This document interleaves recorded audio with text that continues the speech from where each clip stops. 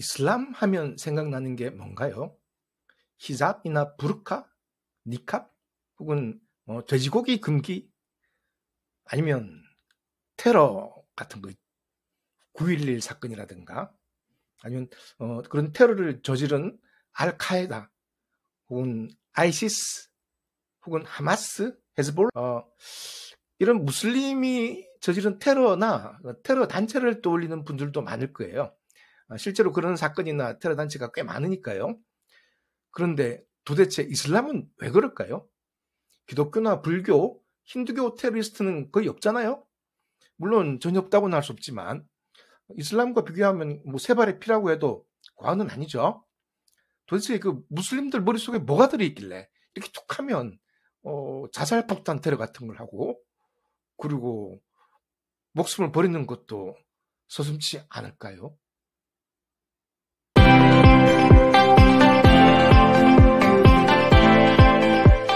안녕하세요, 곽 작가입니다.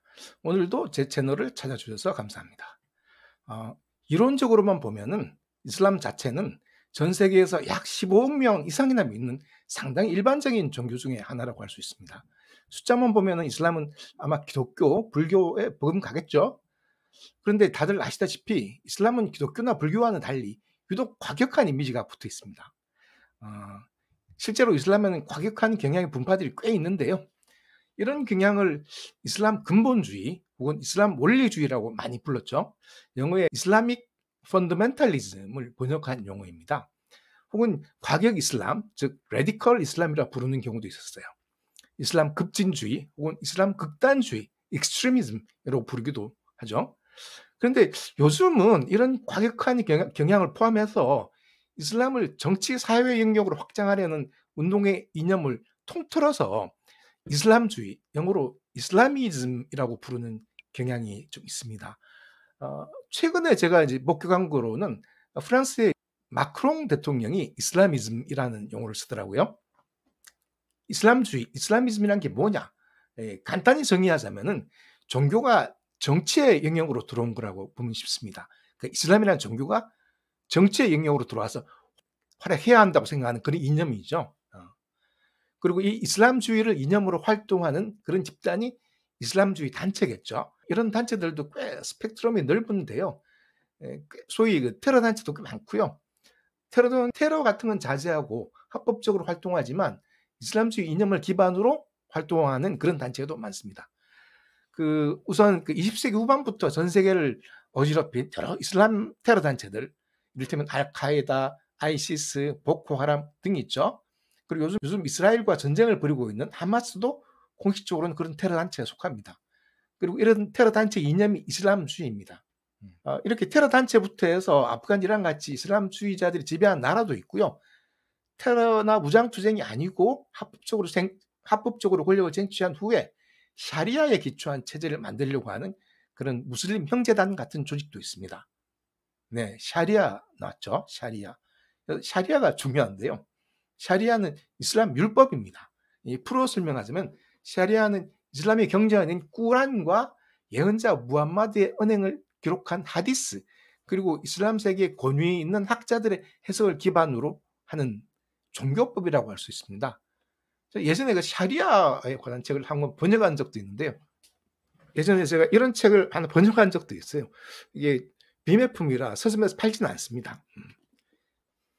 근데 샤리아는 이론적으로만 보면은 이 인간 세상의 모든 일을 다룰 수 있고, 실제로 헌법 대신 샤리아를 국법의 기본으로 하는 나라인 사우디아라비아나 이란, 아프가니스탄 등은 정치, 경제, 사회 모든 분야에서 샤리아를 적용하려고 합니다.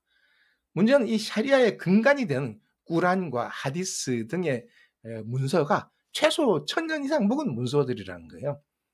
요즘과는 그때 당시 사람들의 사고방식이나 생활 양식이 완전히 다르던 시절이죠.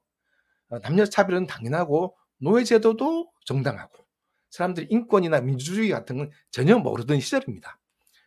쉽게 말해 도둑질하면 팔목을 자르고, 여자가 바람 피우면 돌로 쳐 죽이고, 이슬람을 버리고 다른 종교로 개종하면 역시 돌로 쳐 죽이던 시절입니다. 그리고 종교 지도자가 국가의 지배자가 되거나 최소한 지배자의 굉장한 측근이 든 그런 시절이고요.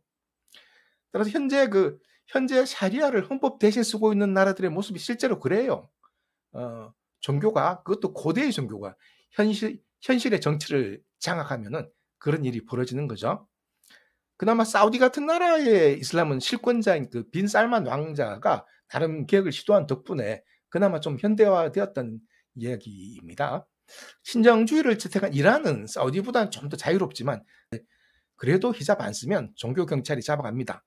몇 년 전 2022년 9월 마흐사 아만이라는 소녀가 히잡을 제대로 안 쓰고 돌아다녔다고 종교 경찰한테 잡혀가서 고문받고 사망한 사건도 있었습니다. 그래서 큰 데모가 일어났죠.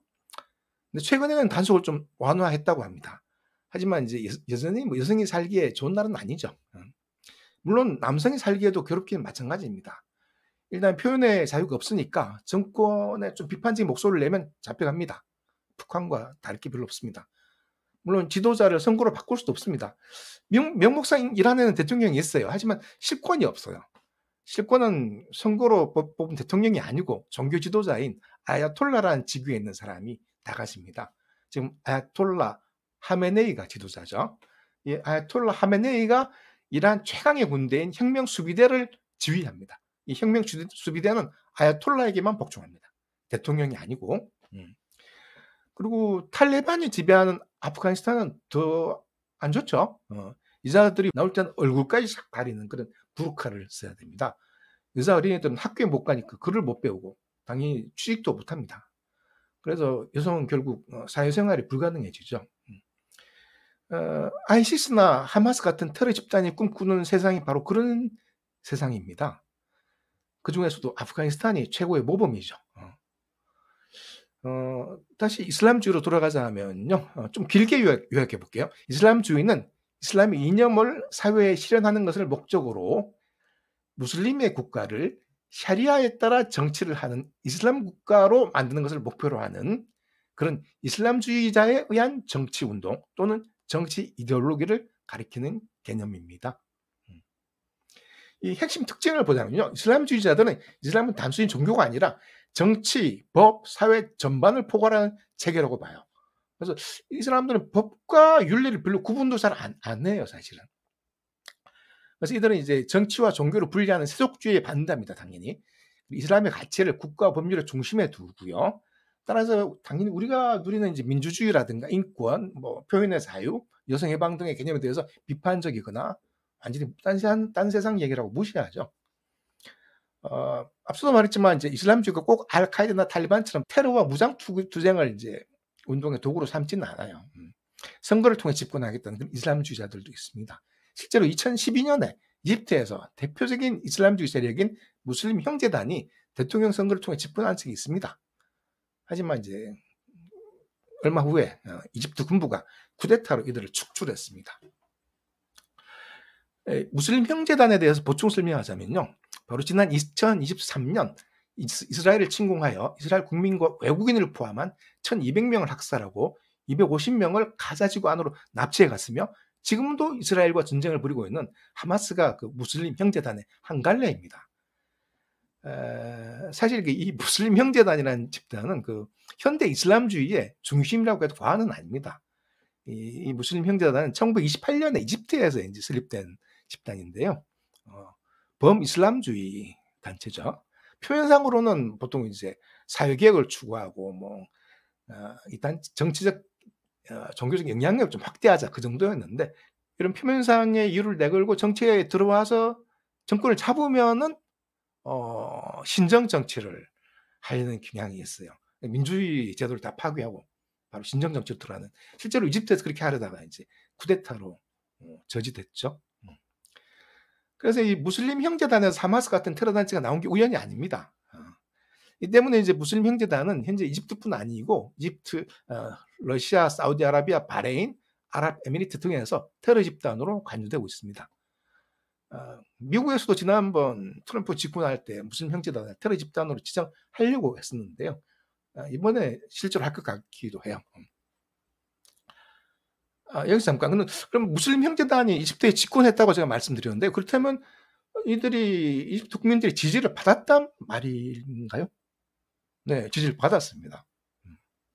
사실 무슬림 형제단, 이슬람주의를 내세운 무슬림 형제단이 이집트 국민들의 지지를 받아서 실제로 집권한 겁니다. 이게 어쩌면 그 이슬람 세계의 가장 큰 문제가 아닌가 싶어요, 사실은. 많은 나라에서 의외로 많은 무슬림들이 이슬람주의를 지지하고 있어요. 다시 말해 이슬람주의자들이 정권을 잡은 것이 아니더라도 아닌 나라들에서 사람들이 국민들이 이슬람주의를 머릿속에서 이제 지지하고 있는 거죠. 그런 사람들이 주류일 수 있는 거죠. 더 큰 문제는 이 이슬람주의를 지지한 일반 무슬림들이 심지어 그 테러와 무장투쟁까지도 지지하는 경향이 있다는 거예요. 그 지금부터 20년도 더 전이죠. 9.11 테러 기억나시죠? 이 9.11 테러 직후인 2003년에 그 주로 이제 중동 지역 여론조사를 많이 하는 그 PEW라는 여론조사 기관이 있는데 여기에서 몇몇 이슬람국의 여론조사를 실시해 봤어요. 그래서 그 응답자는 오사마 빈 라덴을 신뢰합니까? 이렇게 질문한 거예요. 근데 이 테러 알카이다의 수장 오사마 빈 라덴을 지지한다는 답변이 의외로 터무니없게 높게 나온 적이 있습니다.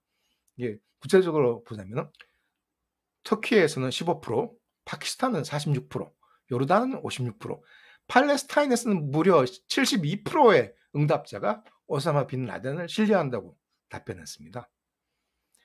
그리고 그 후에 그 이라크 레반트 국가, 소위 말하는 ISIS 있잖아요. IS라 그러기도 하죠. 이 IS가 한참 기승을 부리던 2015년에 역시 PEW가 실시한 조사에서 이 IS를 호의적으로 보는가라는 질문에 팔레스타인에서는 6%, 터키 8%, 파키스탄 9%, 세네갈 11%, 나이지리아 14% 이렇게 나왔어요. 호의적으로 본다는 답변이. 이게 이제 뭐 6%, 8%, 10% 이러니까 많지 않은 것처럼 보이지만 그 숫자를 다 합치면 사람 수로 보면 굉장히 많은 겁니다. 그 절대 숫자로 보면 굉장히 많은 거죠. 이와는 별도로 무슬림이 주류인 20개국 국민을 상대로 한 조사에서 8% 응답자가 IS를 지지한다고 답변한 경우도 있었어요. 당시 해당 20개국의 인구가 약 10억 명 가까이 되었기 때문에 이 국가에서 약 8천만 명이 IS를 지지한 걸로 추정할 수가 있습니다. 또 뭐 이런 조사도 있었어요. 자살폭탄 테러가 정당화될 수 있는가? 이때 미국의 무슬림 중에서는 1%만이 정당화될 수 있다고 답변했는데요. 근데 이집트에서는 12%, 레바논에서도 12%, 팔레스타인에서는 심지어 31%가 자살폭탄 테러가 정당화될 수 있다. 이렇게 답변했어요. 놀랍지 않습니까? 그리고 특히 이제 팔레스타인 경우는 이 자살폭탄 테러가 절대로 정당화될 수 없다. 이런 답변은 19%에 불과했습니다. 물론 전 세계적으로 보면은 오사마 빈 라덴 같은 테러리스트나 IS 같은 테러 집단을 지지하는 무슬림보다는 지지하지 않는 무슬림이 더 많고 자살폭탄 테러를 정당화될 수 없다고 보는 무슬림이 더 많을 겁니다. 하지만 이런 테러를 지지하는 무슬림의 절대 숫자가 이렇게 많다면 좀 이건 문제가 아닐 수가 없습니다. 요즘 그 사실 이스라엘, 하마스, 이란 분쟁 등으로 시끄러운데요. 이슬람국의 대부분 무슬림들이 사실 이스라엘보다는 하마스를 지지합니다. 네, 그냥 팔레스타인을 지지하는 게 아니고 하마스까지도 지지합니다. 그리고 지난 2023년 10월 7일 하마스가 이스라엘을 침공하여 1200명을 학살하고 250명을 납치한 행위까지도 정당하다고 보는 견해가 이슬람 세계의 주류 여론입니다. 그 카타르의 도하 연구소라는 곳이 있거든요. 영어로 도하 인스티튜트입니다. 이름 그대로 이제 카타르 도하에 있는 연구소인데요. 여기서 가끔 중동 지역의 여론조사를 진행합니다. 그래서 최근에는 이제 이스라엘 하마스 분쟁과 관련해서 이슬람권에서 이제 조사를 한 적이 있는데요. 아랍권 및 이슬람권 국가 전체 중동 16개국에서 조사를 한 적이 있습니다. 결과를 보자면은 이렇습니다. 이 조사에서 무슬림이 대부분인 중동 지역의 응답자 67%가 하마스의 공격을 정당한 저항으로 간주한다. 이렇게 대답했어요. 그리고 69%는 팔레스타인과 연대하여 하마스를 지지한다. 이렇게 답변했고요.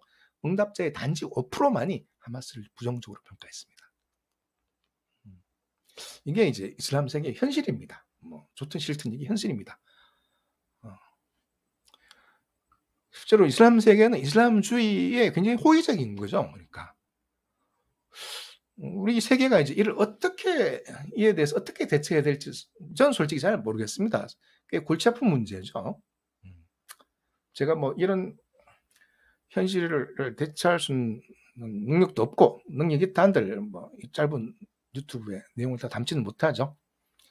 오늘 우선 이 이슬람주의가 뭔가 이슬람주의 현실이 어떤가를 소개하는 것으로 우선 저는 만족하고 삽니다. 오늘은 여기까지입니다. 감사합니다.